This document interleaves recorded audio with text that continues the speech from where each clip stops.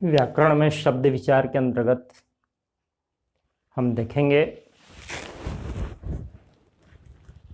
गणित विषय में भाषा का प्रयोग। गणित में जो शब्द प्रयुक्त हुए हैं उनकी व्याख्या हम शब्द विचार के अंतर्गत उपसर्ग, प्रत्यय, संधि, समास के द्वारा शब्दों की व्याख्या कर चुके हैं। अब उन शब्दों की व्याख्या करते हैं जो विभिन्न विषयों में प्रयुक्त हैं, उपसर्ग और प्रत्यय के द्वारा या अन्य जो व्याकरणिक व्याख्या है उनकी। ग्रामेटिकल एक्सप्रेशन शब्द की व्याख्या लैक्सिकल एक वर्ड है, शब्दकोश में देख लिए डिक्शनरी में उसका क्या अर्थ है। एक ग्रामेटिकल व्याख्या है उसकी, व्याकरणिक व्याख्या है उसकी कि उस शब्द का व्याकरणिक अर्थ क्या है। गणित में पहले हम देखते हैं कि गणित जो शब्द है, गणित, उसमें गण धातु है उपसर्ग और प्रत्यय के द्वारा। गण माने गिनना, गण माने गिनना, टू काउंट।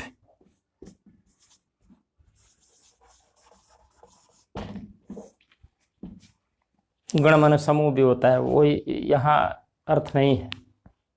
काउंटिंग,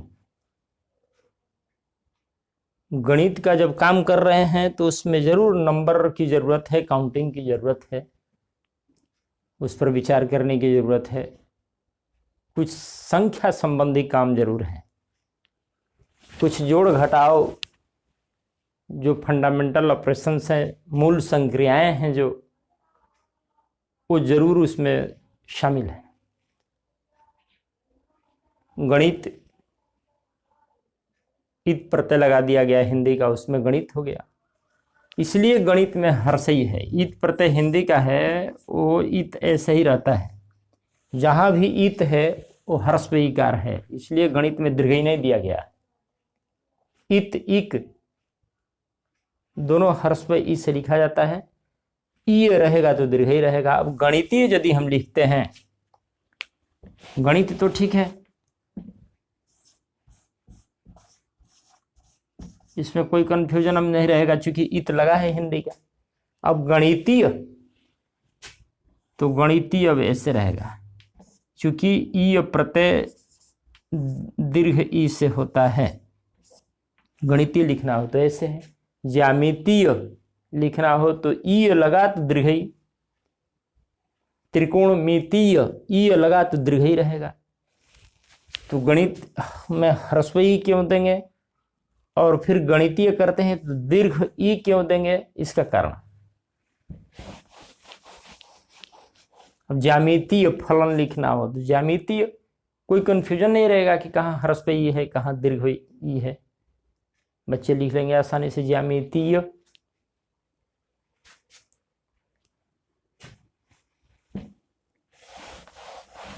मैथमेटिक्स जो शब्द है अंग्रेजी का,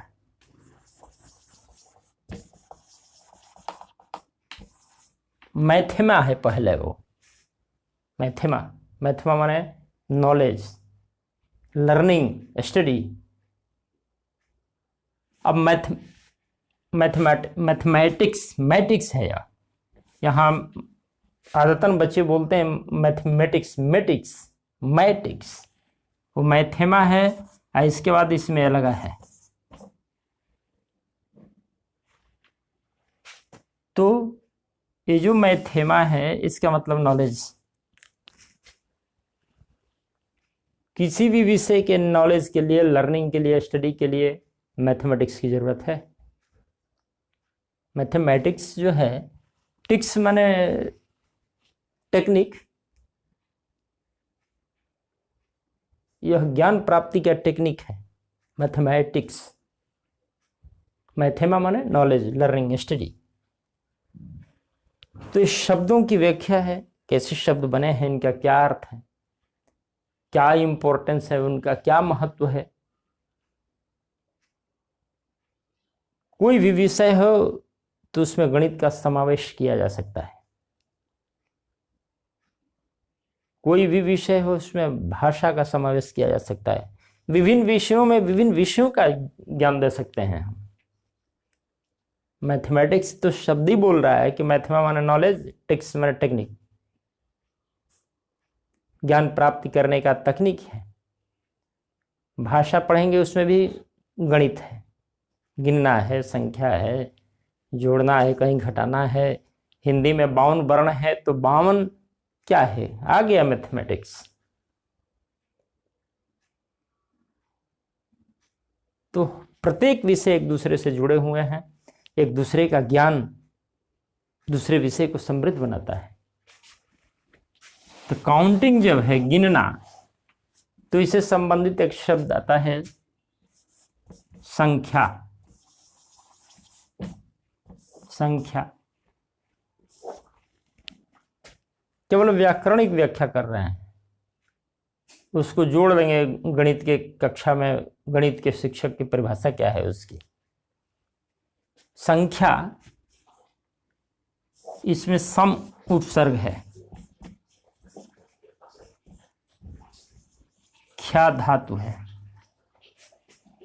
क्रिया रूट जिसको कहते हैं, इसके बाद अंग प्रत्यय लगा,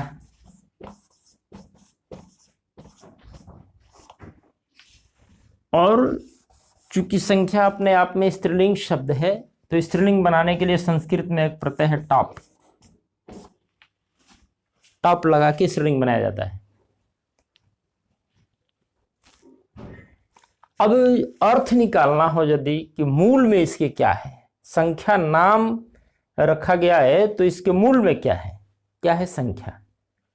तो उपसर्ग और प्रत्यय तो शब्द का प्रबलीकरण करते हैं, उसको विपरीत बना देते हैं, उसका पर्यायवाची दे देते हैं, लेकिन मूल में जो अर्थ है वो धातु ही है।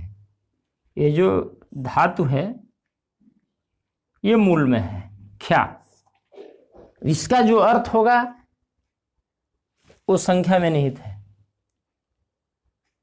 तो संस्कृत में लोग जानते हैं कि ख्या माने कहना, ख्या माने कहना, गिनना, विचारना। ख्या का अर्थ हुआ कहना, कहना बोलना भी कह सकते हैं, गिनना भी है और विचारना भी एक इसका अर्थ है।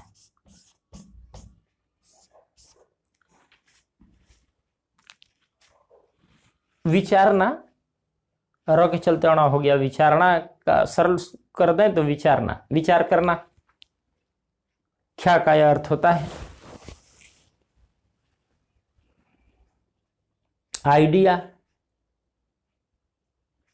अब सम्यक प्रकारेण ख्या, अच्छी तरह से किसी चीज को बोलना, ठीक ठीक बोलना, ठीक ठीक गिनना, संख्या के मूल में यह अर्थ आता है। अब ये 2 स्टिक्स है, 3 4 4 है,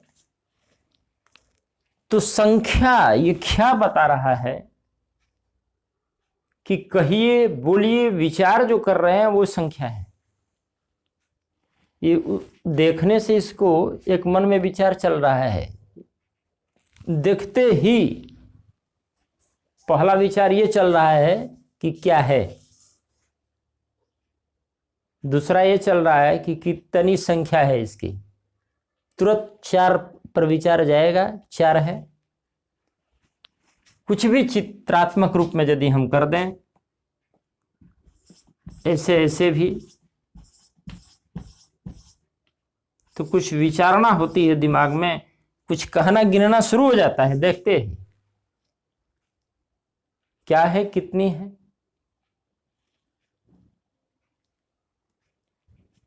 तो ये जो 4 है, 4 का विचार जो दिमाग में आया, 4 जो बोलते हैं हम, ये संख्या है। अमूर्त इसलिए कहा जाता है कि एक आइडिया है जो दिमाग में आई, 4,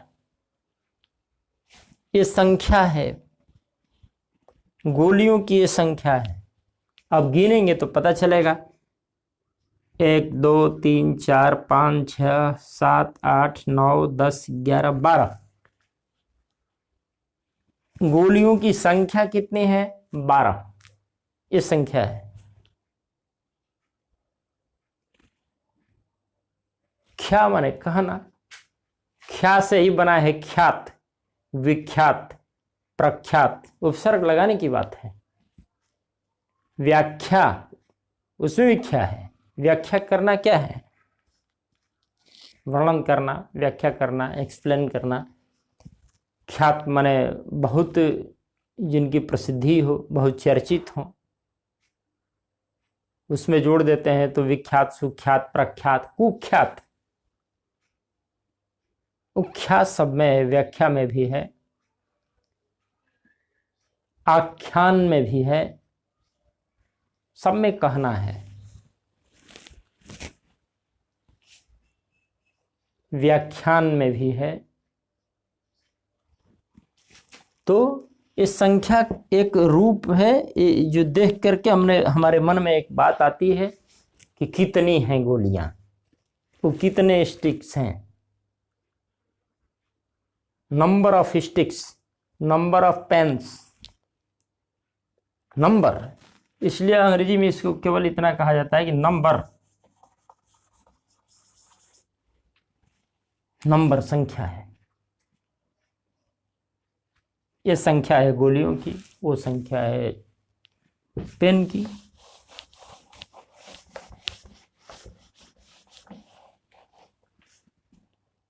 अब संख्या, संख्यांक एक शब्द आता है गणित में, इसमें हम जोड़ दिए संख्यांक। क्या कर दिए? संख्या है प्लस इधर अंक कर दिए हैं, ये आ मिल के अंक हो गया, संख्यांक हो गया। अब संख्या का जब अंक देंगे हम, अंक माने चिन्ह, सीधे सीधे हिंदी में अर्थ होता है, अंक माने निशान, चिन्ह। अब इसको अब इतना ऐसे 12 दिखाना हो तो इतना करेंगे। गणित का काम है सरल बनाना विचार को, अमूर्त चीज को मूर्त रूप में प्रकट करना है। अब 12 कहने के लिए इतनी गोलियां हम बनाएं तो संख्यांक का एक चिन्ह दिया गया, संख्यांक, अब हमने लिख दिया 12। ये संख्यांक है, ये जो संख्या है नंबर, इसका ये संख्यांक है, ये हो गया संख्यांक। अर्थ के अनुसार, ये जो नाम दिए गए हैं उसके अनुसार ये संख्यांक है। इसको न्यूमरल कह सकते हैं।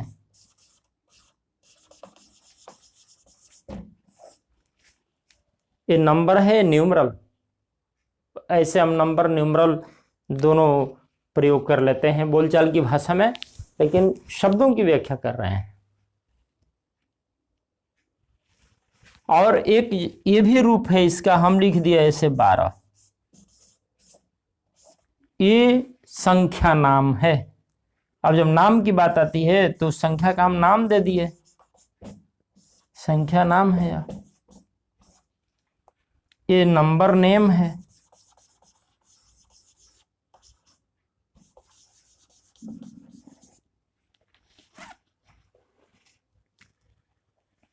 ये संख्या, संख्यांक, संख्या नाम।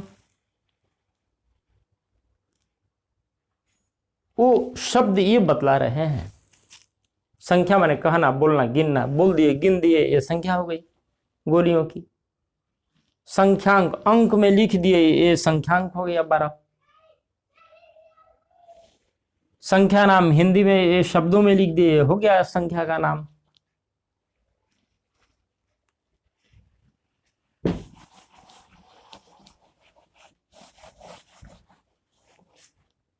अब इसको संख्या वाचक और भी कहते हैं। ये 2 शब्द और आते हैं इससे संबंधित, एक है संख्यात्मक एक है संख्यात्मक, एक है संख्यावाचक।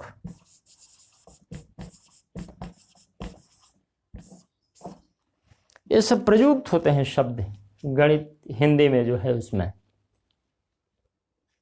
संख्यात्मक क्या है?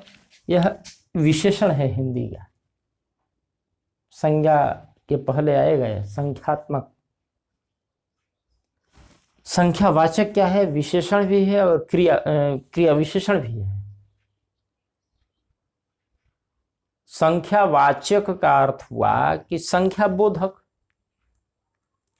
ये न्यूमेरिकल भी कह सकते हैं, न्यूमरल भी इसको कह सकते हैं। संख्यावाचक, ये जो हम संख्या बनाए थे 12 गोलियां, संख्यावाचक अंक दे देंगे तो 12 ये संख्यावाचक हो गया। ये संख्या का वाचक है, बोधक है, इसको न्यूमरल कह सकते हैं इसलिए। और संख्यात्मक जो है न्यूमेरिकल है। संख्यात्मक प्रयोग जहां हम करते हैं वो न्यूमेरिकल है। न्यूमेरिकल प्रश्न आते हैं वो एडजेक्टिव है। न्यूमेरिकल क्वेश्चन यहाँ एडजेक्टिव के रूप में प्रयोग हुआ न्यूमेरिकल का।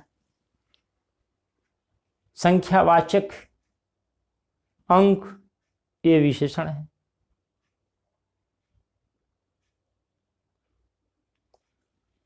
तो ये न्यूमरल भी है। और संख्यात्मक जो, उसको हम न्यूमेरिकल कहते हैं, फिगर और कैरेक्टर भी कहते हैं।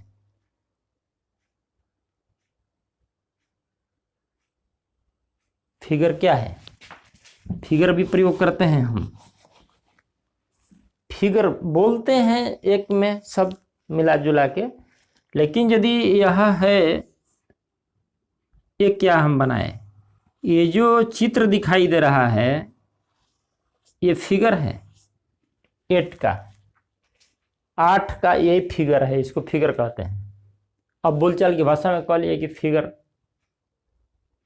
2 फिगर, 3 फिगर, 1 फिगर है 8 में, 8 है इसका। लेकिन ये जो चित्रात्मक किसी बच्चे को दिखाएं जो नहीं जानता है कि 8 क्या है, तो इसको क्या फिगर है उसके लिए। ये जो बना रूप, इसका शेप, फॉर्म, ये फिगर है। वैसे यह है एक न्यूमरल है, यह है एक डिजिट है। अच्छा, डिजिट कहते हैं।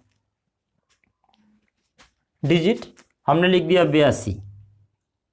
82 यदि गोलियां बना दें तो गोलियों को देख करके बस संख्या दिमाग में आती है। गोलियों की संख्या 82 है। उसको संख्यांक देना हो, संख्यावाचक देना हो अंक एक, न्यूमरल देना हो एक, तो ये न्यूमरल है, ये संख्यांक है, संख्यावाचक अंक है, संख्या बोधक अंक है यह, और यह न्यूमरल है। और इसमें 2 डिजिट हैं, 2 डिजिट, एक और ये दूसरा 2 डिजिट। 82 में 2 डिजिट, 8 and 2। तो डिजिट बस ये 1 2 3 4 जो हम कहते हैं, ये 9 तक ही डिजिट है। 0 को भी एक मान लीजिए, बस ये डिजिट है इतना। इसके आगे जो ही चलेंगे 10 लिखेंगे तो इसमें 2 डिजिट हो गए। गणित बच्चे बनाते में हैं कि 2 अंकों की संख्या, क्या बोलते हैं सवाल में, 2 अंकों की संख्या में इकाई का अंक दहाई से दूना है। ऐसे 2 अंकों की संख्या वहां खुलता है।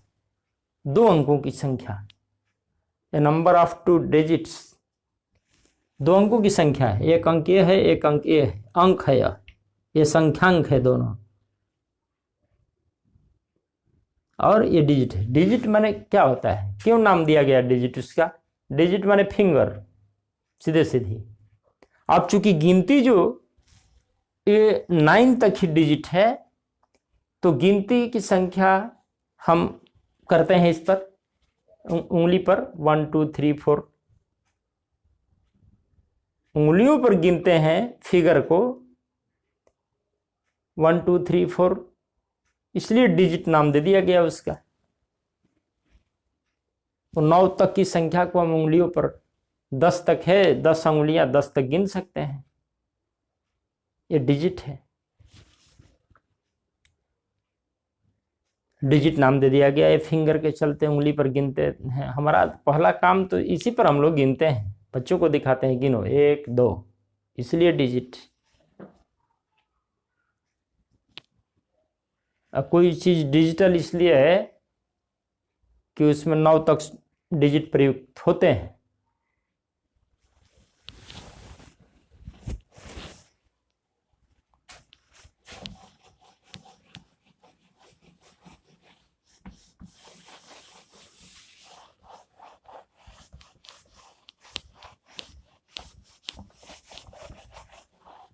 अब देखते हैं कि गणित में और बहुत सारे हिंदी में शब्द आते हैं। संख्या के बाद चलते हैं तो एक है प्राकृत संख्या। प्राकृत, उसका नाम है हिंदी में प्राकृत। हम लोग को समझ में नहीं आता था बचपन में कि भाई प्राकृतिक तो ठीक है, प्राकृतिक संख्या बच्चे कहते हैं। आज भी हम लोग भी सोचते थे कि प्राकृत संख्या क्या, प्राकृतिक संख्या, लेकिन वो प्राकृतिक नहीं है, प्राकृत संख्या है। गणित में देखेंगे तो इसका मतलब क्या है? प्राकृत, इसमें प्र उपसर्ग लगा है, प्लस इधर है अकृत। आकृत नहीं, इसमें का अ और इसमें का अ मिलके आ हो गया, प्र अकृत। इसमें क्री धातु है, अ है इधर प्लस क्री धातु है, ये धातु है क्री, और अक्त प्रत्यय लगा करके भूतकाल बना दिया गया, प्राकृत हो गया। क्री माने करना, मूल यही अर्थ बताएगा, क्री माने करना। लेकिन अकृत माने नहीं किया हुआ, नॉट मेड, हमने नहीं बनाया उसको।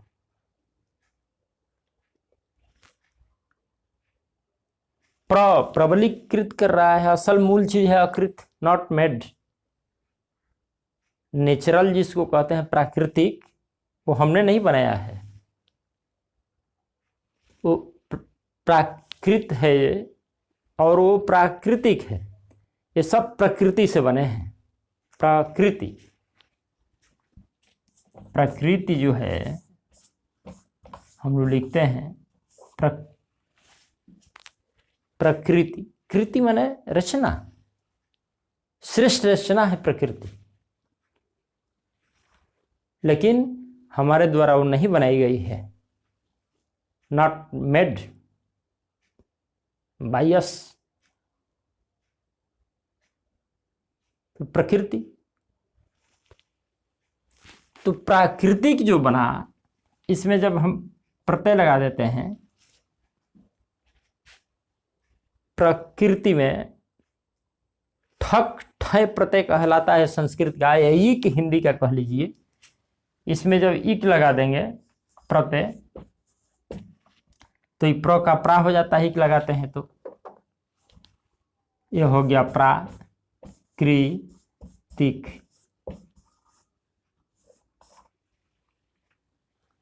लेकिन जब यहां ये जो यहां प्रत्यय लगा है वह प्रकृति में अण लगा के बना है, तब प्राकृत हो गया। अण प्रत्यय लगा तो प्राकृत बना। इसका भी अर्थ हुआ कि नॉट मेड, हमने नहीं बनाया। नेचुरली ये चल रहा है कि जब भी कुछ देखेंगे हम तो दिमाग में बात आएगी गिनने की, 1 2 3 4 5 6। कभी किसी के भी दिमाग में मानव सभ्यता के इतिहास के प्रारंभ में भी यदि गिनने का विचार आया होगा तो 0 से थोड़े गिनेंगे हम। काउंटिंग नंबर जो है, प्राकृत संख्या, नेचुरल नंबर, अंग्रेजी तो वही है, क्योंकि इंग्लिश में हम दे नहीं पाए इसका, जो प्राकृतिक है उसी का इंग्लिश दे दिए नेचुरल नंबर। नंबर अंग्रेजी में तो नाम उसका वही है जो प्राकृतिक का है, लेकिन हिंदी गणित में देखते हैं तो प्राकृतिक नहीं लिखा गया। इसका मतलब कि प्राकृतिक में और प्राकृत में भेद है, लेकिन इंग्लिश में कोई वर्ड मिला नहीं, वो दे दिया नेचुरल नंबर। लेकिन बनावट तो भिन्न है, प्राकृतिक में दूसरा प्रत्यय लगा है, प्राकृत में दूसरा प्रत्यय लगा है, लेकिन प्रत्यय का भेद है। मूल जो धातु है क्रिया माने करना, वो ये बता रहा है, और माने नहीं अकृत, क्यों नेचुरली वहां से शुरू ही होता है। कोई -1 0 1 से गिनना शुरू करता है क्या गणित में? गिनना शुरू ही करेगा 1 से, इसलिए बनाया नहीं किसी ने, स्वाभाविक है, नेचुरल है वह कि गिनती शुरू होगी 1 से। इसलिए जो प्राकृत संख्या है, प्राकृत संख्या 1 2 3 4 ऐसे ऐसे ऐसे। अनंत, अनंत क्या है? नए समास है, न अंत अनंत। तो प्राकृत। अब आगे चल के हमने बनाया है, प्राकृत संख्या को छोड़ दिए, लेकिन आगे चल के हमने बनाया कि भाई और तो गिनती 1 2 3 4 5 6 7 8 9, इसके बाद क्या? खत्म, डिजिट खत्म। उंगली पर तो गिन सकते थे इतना, अब आगे इसके आगे पता ही नहीं है। तो अब हमने बनाया कि भाई 0 शून्य का खोज, तब आ गया इस पर 0 दे दिए। अब फिर इसको शुरू कर दिए, अब 1 1 1 पर 2, फिर 1 पर 3, इसको हम बढ़ाते चले गए, 1 पर 4, ऐसे करते चले गए। दार्शनिक पद्धति 10 तक चलेंगे ऐसे ही। यहां से जब 0 शुरू कर दिए हम 10, तो इसी पर हम बढ़ाते चलेंगे, 1 पर देते जाएंगे, 1 पर 6, ऐसे करते जाएंगे, 1 पर 7, 1 पर 8, 1 पर 9, तो फिर अब 2 पर, अब इसको शुरू करेंगे, 2 पर 0, फिर वो इसी तरह से शुरू कर देंगे हम। अब ये मेड है हमारे द्वारा 0 शून्य, आगे सुविधा के लिए हमने इसको बनाया, और तब आगे की संख्याओं की हम गिनती कर सकते हैं। जब तक से डिजिट में ही थे हम, तो जो 20 गोलियां बनाए उसका संख्यांक नहीं दे सकते थे। शून्य खोजा गया कि भाई अब आगे बढ़ने के लिए, तो शून्य के लग जाने से इसमें प्राकृत संख्याओं में शून्य के लग जाने से ये पूर्ण संख्या बन गई।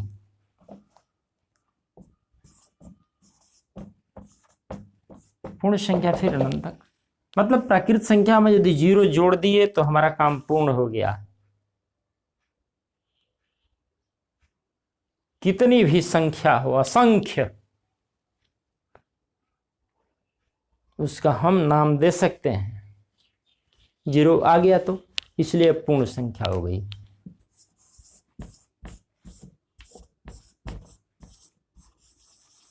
बहुत आसानी हो गई अब तो गणित करने में, गिनने में, होल नंबर हो गया। अब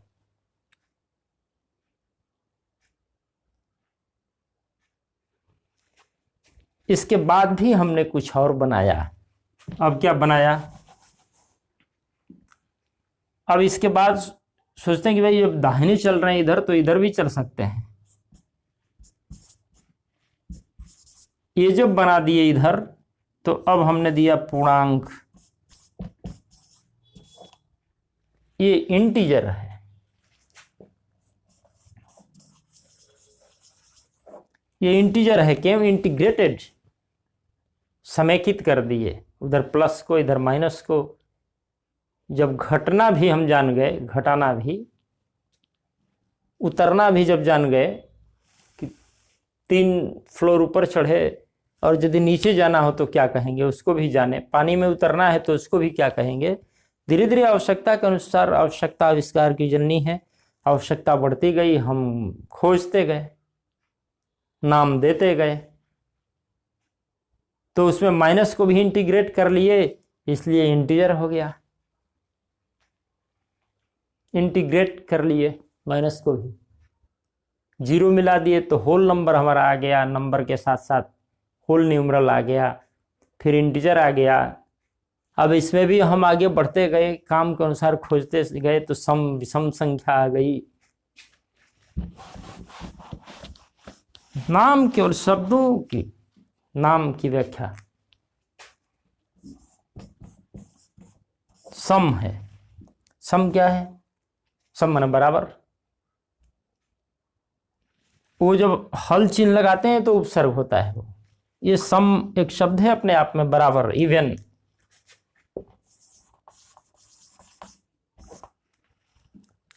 सम माने बराबर। यदि संख्याओं को, गोलियों को बराबर बराबर भागों में बांटने के लिए कहें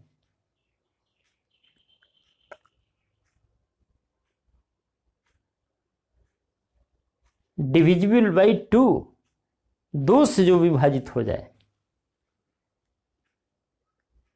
यदि बराबर बराबर भागों में बांट दे 2 भागों में, तो संख्या सम माने बराबर, बराबर कर दिया जाए। अब 2 गोलियां हैं, इसमें चाहेंगे तो बराबर बराबर दोनों तरफ हो गई। 4 गोलियां हैं तो भी बराबर बराबर कर सकते हैं, लेकिन 5 गोली बना दिए हम, 2 3 4 5। अब इसको बराबर कैसे करेंगे? सामान्य तौर पर इसको बराबर नहीं किया जा सकता है, सम नहीं किया, इसलिए सम नहीं है। तो सम नहीं है तो क्या है तब? तो सम के उल्टा एक नाम दे दिया गया, विषम, वि उपसर्ग लगा के। सम नहीं है तो विषम है, ये नहीं हो सकता है। या तो बराबर बांट सकते हैं 2 भागों में, डिविजिबल बाई 2 और नॉट डिविजिबल बाई 2, 2 ही हो सकता है। तो संख्याओं को यदि हम देखें, जो प्राकृत संख्याएं हैं या पूर्ण संख्याएं हैं, तो उसको हम या तो 2 भागों में बराबर बराबर बांट सकते हैं, या तो नहीं बांट सकते हैं। अब यदि बांटना ही हो बराबर बराबर, तब तो आधे की बात आती है, वहां भिन्न हो जाता है। अब 1 2 आधा इधर, 1 2 आधा इधर, बराबर बराबर हो गया। लेकिन ये सम नहीं हुआ। सम का मतलब बिना बांटे, बिना तोड़े। भिन्न का अर्थ क्या होता है? यहाँ भिन्न की बात आ जाती है। भिन्न, भिन्न कैसे बना है, इसका क्या मतलब है? नाम दे दिया गया भिन्न। ये बना है भिद, धातु है संस्कृत के रूट।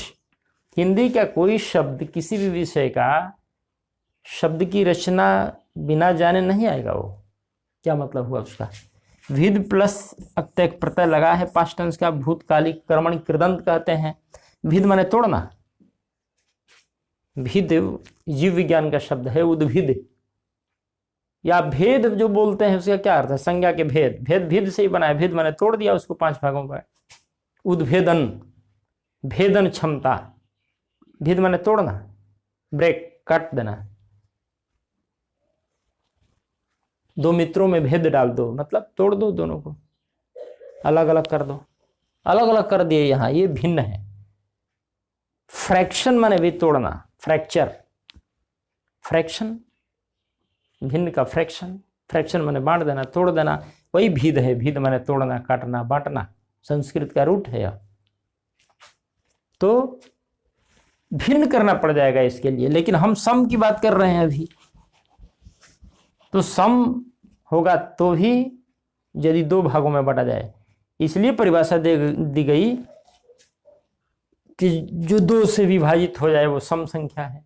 आज जो 2 से नहीं विभाजित हो, तो हिंदी में इसके लिए एक उल्टा खोजा गया, वी लगा के उल्टा भी बनाते हैं हम लोग।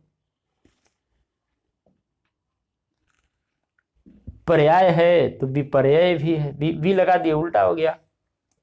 तो वी जब लगाए इसमें उल्टा बनाने के लिए, तो जो ही ह्रस्व ई का उपसर्ग लगेगा, दंत संवर्धन इसमें बदल जाएगा। संधि में बताए हैं। सम ऐसे तो विषम ऐसे कैसे? मूर्धन्य से कहां से आ गया? संधि का नियम। उपसर्ग जब इधर अ आ को छोड़कर अन्य कोई स्वर आता है, तो आगे का दंत संवर्धन से बदल जाता है। इसलिए विषम ऐसे। अब जो 2 भागों में नहीं बांटा जा सकता है, ओ विषम संख्या है। नाम की व्याख्या कर रहे हैं, गणित की क्लास में जोड़ लेंगे कि विषम संख्या तब कौन कौन है, सम संख्या कौन कौन हो सकती है।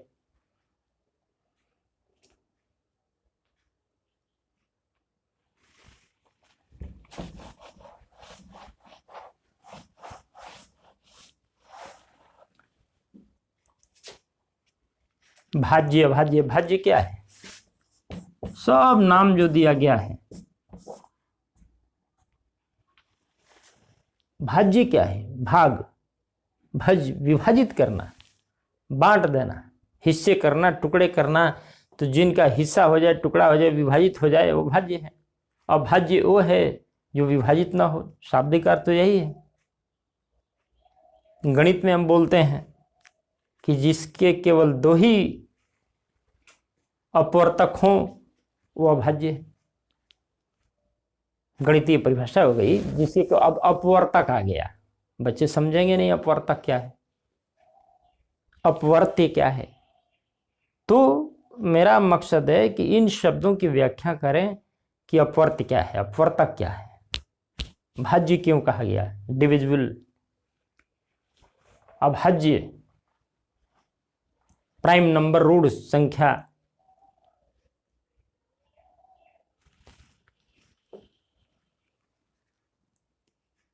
जितने शब्द आएंगे गणित में उन शब्दों की व्याख्या, भाषा व्याकरण की व्याख्या जरूर, वो जो टर्म है गणित का, पद है गणित का, गणितीय जो शब्दावली है उसकी व्याख्या जरूर परिभाषा से जुड़ जाएगी। वो गणित में देखेंगे तो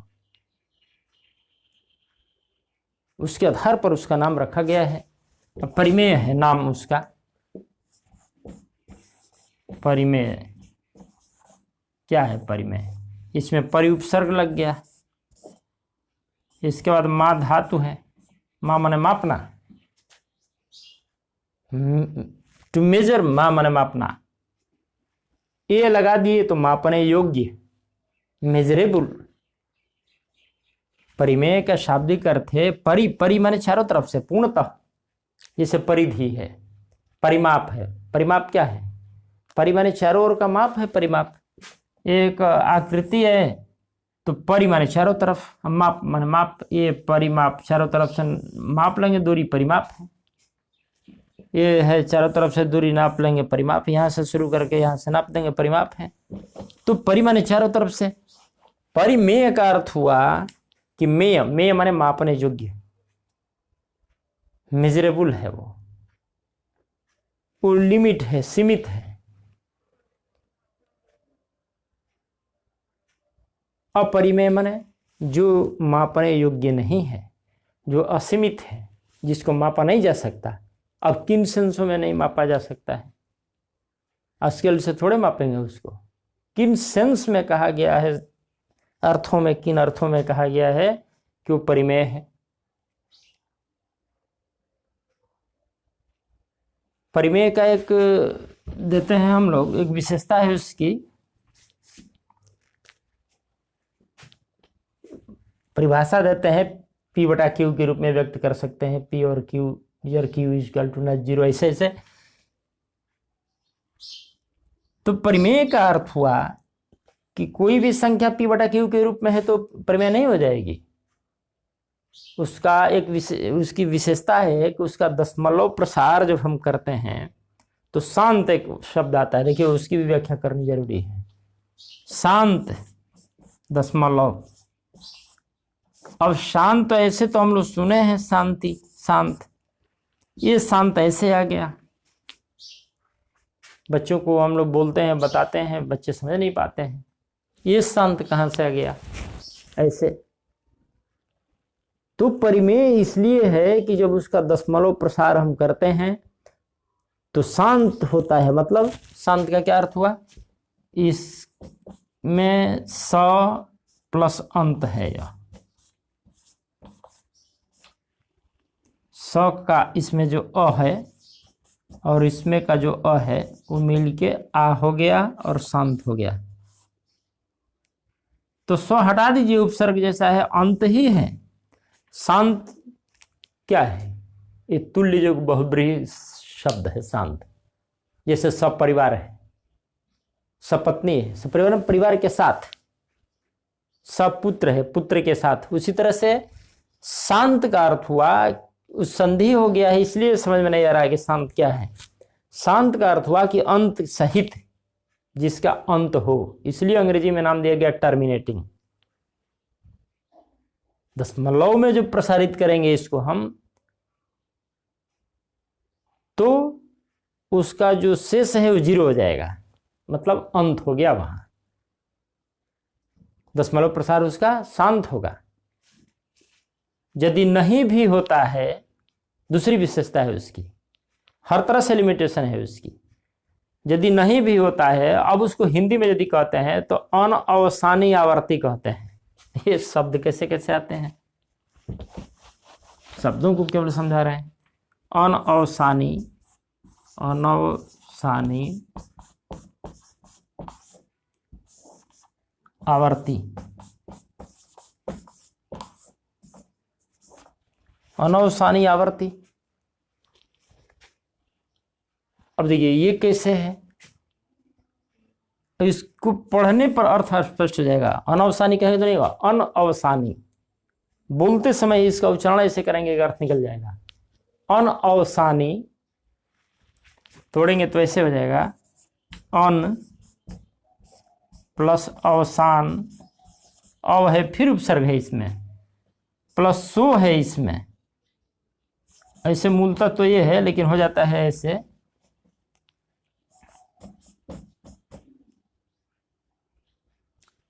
अन अव सो, सो माने समाप्त होना, एंड, लिमिट। अन का मतलब हुआ नहीं, इधर भी अ है इसलिए अन लग गया, नहीं तो अ ही लग जाता। अन अवसानी, इसको हम पूरा लिख देते हैं अवसानी। यहाँ अवसान माने समाप्त, अवसान माने समाप्त होना। दिवस का अवसान समीप था, गगन था कुछ लोहित हो चला। अवसान माने समाप्ति। अन अवसान के माने यहाँ अ स्वर है इसलिए अन लगा, व्यंजन रहता तो अ लगा के उल्टा बना देते। अवसान का उल्टा हुआ अनवसान। जो शांत था उसको अशांत भी कह सकते हैं इस शब्द को। अनवसानी का मतलब अशांत, अशांत।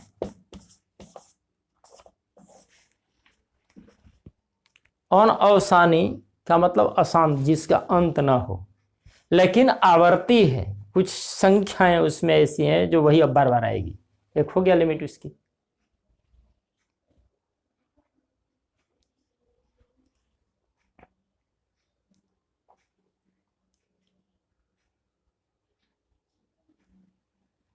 लिमिट हो गया जी कि यही संख्याएं बार बार आएंगी। एक तो अनअवसानी, शेष 0 नहीं आएगा, अब आता जाएगा, लेकिन लिमिट हो गया कि ये संख्या बार बार आएगी। 1 2 3 4 के बाद फिर वो नहीं, फिर वही, तो एक वो परिमेय वो भी है, वो भी मेजरेबल है। अब हो गया लिमिट उसका कि यही तो बार बार आएगा। हम लिख दिए कि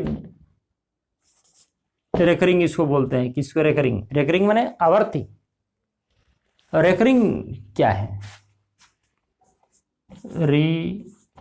कर, या अंग्रेजी में भी जैसे हिंदी में हम बात कर रहे हैं। अनवसानी, अनवसानी आवर्ती का मतलब बता दिए हम। अनवसानी का मतलब शेषफल तो 0 नहीं आएगा शेष, लेकिन कुछ संख्याएं ऐसी हैं जो बार बार वही आएगी। लिमिट हो गया, इसलिए परिमेय मेजरेबल है।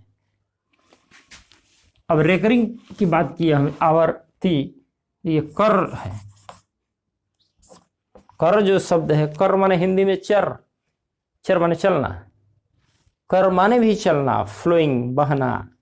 जिसे कर माने करंट, धारा है, प्रवाहित होती है।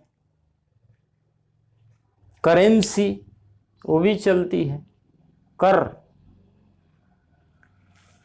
री लगा दिया तो अगेन, री माने पुनः होता ही है, उपसर्ग है हिंदी जैसा। अंग्रेजी में भी उपसर्ग है, रूट है, प्रत्यय है। उसमें भी अफिक्स है, इनफिक्स है, सफिक्स है। इंग्लिश में भी। री उपसर्ग लगा दिए, कर माने चलना। अब रेकरिंग कह देते हैं, आईएनजी लगाते समय कर है तो एक और आर लगा के आईएनजी लगा देंगे। एक और आर क्यों लगाते हैं, इंग्लिश में बात करेंगे इस पर। तो रेकरिंग का अर्थ हुआ कि अगेन एंड अगेन करिंग, बार बार वो आ रहा है, इसलिए आवर्ती। हिंदी में उसको दे दिया गया आवर्ती। आवर्त, वर्त माने घूमना। देखिए आवर्ती का क्या अर्थ है,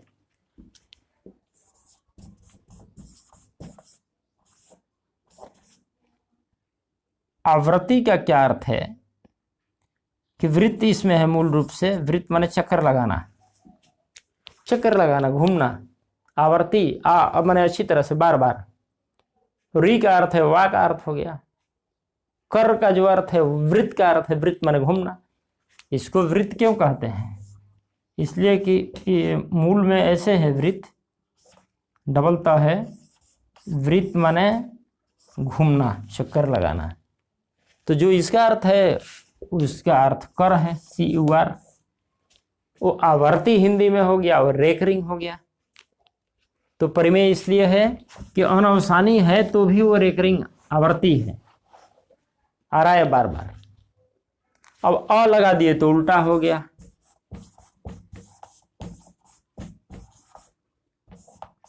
अपरिमेय का अर्थ हुआ माने नहीं।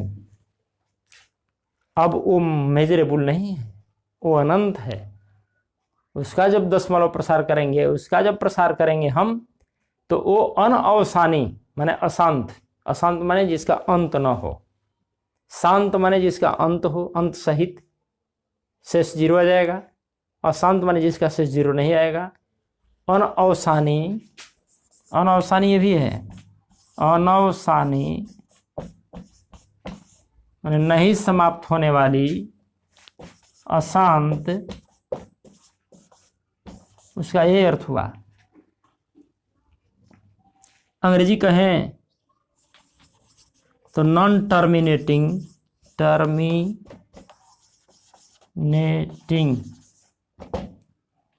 टर्मिनेट माने अंत करना।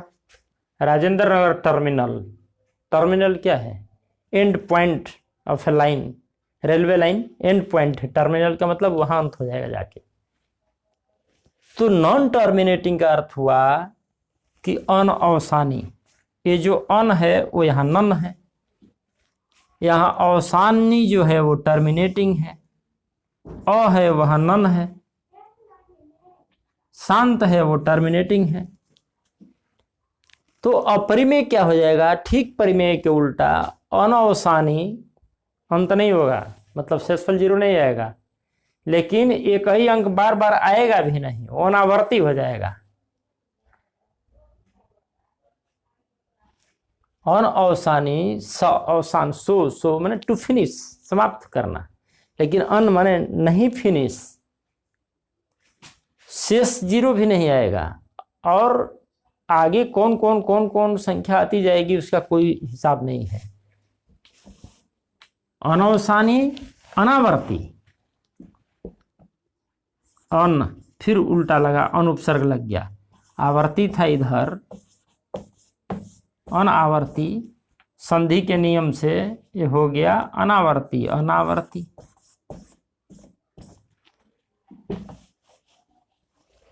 अनावर्ती मान नॉन रेकरिंग।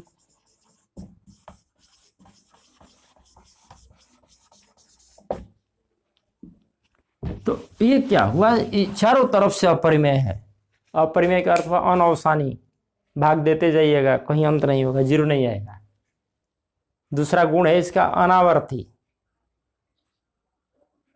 एक संख्या या 2-4 संख्या या संख्याओं का समूह रेकरिंग नहीं होगा, बार बार नहीं आएगा। वो नई संख्याएं आती जाएगी, देती जाइएगा, आती जाएगी, वो परिमेय अनंत।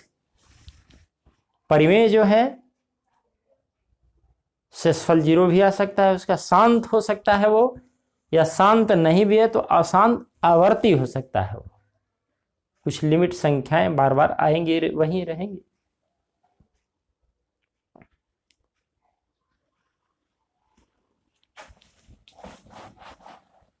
दो शब्द और समाप्त करेंगे इसके बाद।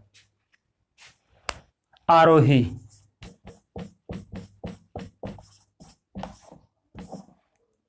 आरोही, इसमें आ उपसर्ग है, इसमें रूह धातु है, रूह धातु है। रूह माने होता है चढ़ना, टू क्लाइम,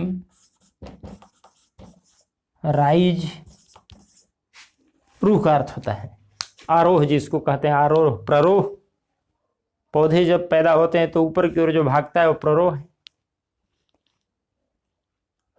रूट और सूट जिसको कहते हैं, रूट नीचे जाता है, प्ररोह ऊपर की ओर जाता है। प्ररोह, रूह, रूह माने चढ़ना, उससे रोह हुआ। आरोह माने अच्छी तरह से चढ़ना, तो आरोह, आरोह का अर्थ हुआ ऊपर की ओर जाना, नीचे से ऊपर की ओर जाना। सीढ़ी पर जब हम चढ़ते हैं तो एक सीढ़ी, दो सीढ़ी, तो ऐसे ऐसे आरोह, ये आरोह कर रहे हैं, आरोहण, ध्वजारोहण। ध्वजारोहण क्या है? ध्वज का आरोहण। आरोहण माने नीचे से ऊपर ले जाना है। झंडोत्तोलन, उत्तोलन है, उत्तोलन माने भी ऊपर उठाना है। अंतर बताएंगे कभी, ध्वजारोहण और झंडोत्तोलन में क्या अंतर है।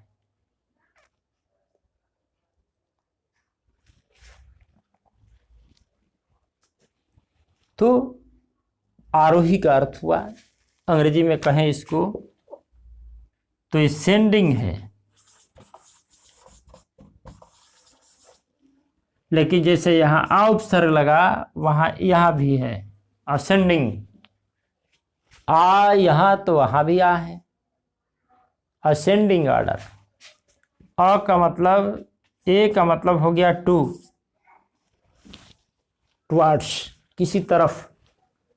और सेंडिंग जो है, सेंड जो है, सेंडेयर कहलाता है, SCND, इसका मतलब होता है टू राइज, क्लाइंब, चढ़ना। जैसे हिंदी में है रूह माने चढ़ना, उसी तरह से सेंडेयर माने भी चढ़ना। अ से हो गया ऊपर की ओर, अ से हम मिला लिए हैं ए से एबव, ऊपर की ओर सेंडिंग, असेंडिंग। अब इसका उल्टा जब बनाते हैं हम तो औ, औ माने बताए थे उपसर्ग में, औ माने डाउन, नीचे की ओर होता है। अवमानना, अवकाश,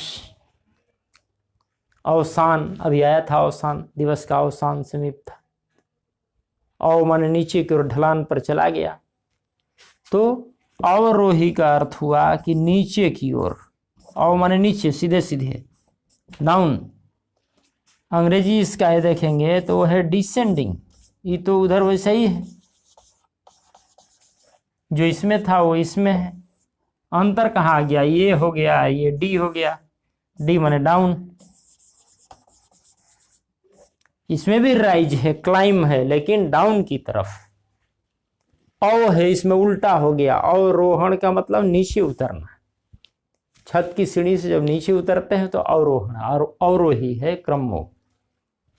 डी माने डाउन सेंडिंग, नीचे की ओर जाना।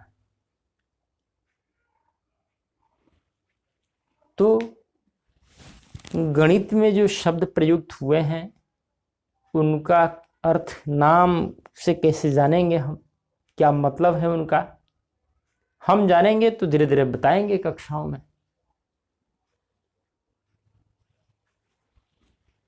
तो ये सब जो चल रहा है वो शिक्षकों के लिए ज्यादा है। हम जानेंगे तो हमारे बच्चे भी जानेंगे, हम ही नहीं जानेंगे तो बच्चों को भी नहीं बताएंगे। बहुत ज़्यादा इतना समय थोड़े देना है ये सब बताने में बच्चों को कक्षाओं में। जब पढ़ा रहे हैं परिमेय अपरिमेय तो थोड़ा सा इसकी चर्चा जरूर करें कि क्या मतलब है परिमेय का, क्या मतलब है अपरिमेय का। इंग्लिश में पढ़ा रहे हैं तो रेशनल क्या है, इरेशनल क्या है, थोड़ा उसको ऐसे ही बढ़ गए कि रेशनल नंबर ये है, परिभाषा दे दिए। नहीं, रेशनल क्या है उस पर बात हो पहले।